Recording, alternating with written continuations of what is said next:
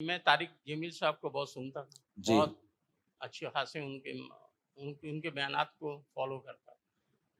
2-3 دفعہ انہوں نے ایک بیانات ایسے دیے جو انکمپلیٹ تھا. جی مثلا انہوں نے کہا کہ اللہ پاک نے فرمایا کہ تم پہاڑ جیسے بھی گناہ کر دو گے میں معاف کر دوں گا. جی حدیث سے ہے، میں سب کرتا ہوں، صحیح بات ہے اور ہوں بات بھی صحیح ہے یہ. جی مگر اس کے بعد انہوں نے یہ نہیں کہا کہ یہ کون سے گناہ ہیں. جی گناہ حقوق العباد کے بارے میں کہہ رہے ہیں، حقوق اللہ کے بارے میں کہہ رہے ہیں، کس بارے میں؟ کیا حقوق العباد جو گناہ آپ سے ہوئے ہیں اس کا تعلق حقوق العباد سے ہے؟ ہوں تو اللہ پاک تو کہتا ہے کہ میں حقوق العباد تو وہی معاف کرے گا تو میں معاف کروں گا.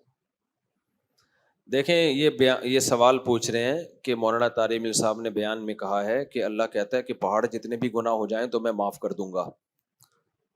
اللہ کہتا ہے.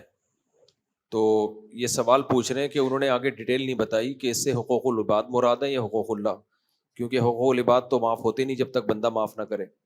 تو دیکھیں حقوق اللہ بھی معاف نہیں ہوتے جب تک اللہ معاف نہ کرے، ٹھیک ہے نا. تو اللہ میاں نے جو کہا ہے کہ پہاڑ جیسے گناہ بھی معاف کر دوں گا، تو یہ نہیں کہا کہ لازمی کروں گا، یہ کہیں بھی نہیں کہا ہے. ان الذین یکسبون الاثم سیجزون بما کانوا یکتسبون، یہ یقترفون، کہ جو لوگ گناہ کر رہے ہیں ان کو اس کی سزا ملے گی، عنقریب سزا ملے گی. گناہ میں اصل یہی ہے کہ پنشمنٹ ہوگی. ہاں اگر اللہ کسی کو معاف کرنا چاہے تو چاہت پر ہے، اگر چاہے تو معاف کر دے گا. قانون یہ ہے کہ نہیں کرے گا، سمجھ رہے ہیں. لا یہ ہے کہ گناہ کی سزا ملے گی، اور بعض دفعہ اللہ اپنے قانون سے ہٹ جاتا ہے کہ چلو اس کی کوئی نیکی اچھی ہو گئی تو چلو، چاہے وہ حقوق اللہ ہوں یا حقوق العباد ہوں. تو ہاں حقوق العباد کے بارے میں اصول یہ ہے کہ جب تک بندہ معاف نہ کرے اللہ معاف نہیں کرے گا. لیکن یہ بھی اصول، اصل قانون تو یہی ہے، لیکن یہ بھی اللہ پر لازم نہیں ہے. جیسے ایک شخص نے 99 انسانوں کو قتل کیا تھا، حدیث میں آتا ہے، تو اس نے ان مقتولوں کے ورثہ سے معافی تھوڑی مانگی ہے جا کے، پھر بھی حدیث میں آتا ہے اللہ نے اس کو معاف کر دیا. وجہ کیا تھی کہ وہ کہاں کہاں جا کے معافی، اتنے لوگوں کو بندے مار دیے اس نے، نہ دیت دے سکتا تھا، ان کی کچھ بھی نہیں تھا، تو بس توبہ ہی کی، اللہ نے اس کو بخش دیا.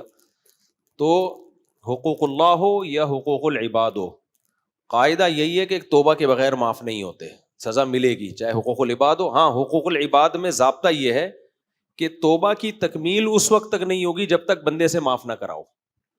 توبہ کی تکمیل نہیں ہوگی، اگر یہ معاف کرانا ممکن ہے تو تکمیل نہیں ہوگی، ضابطہ یہی ہے.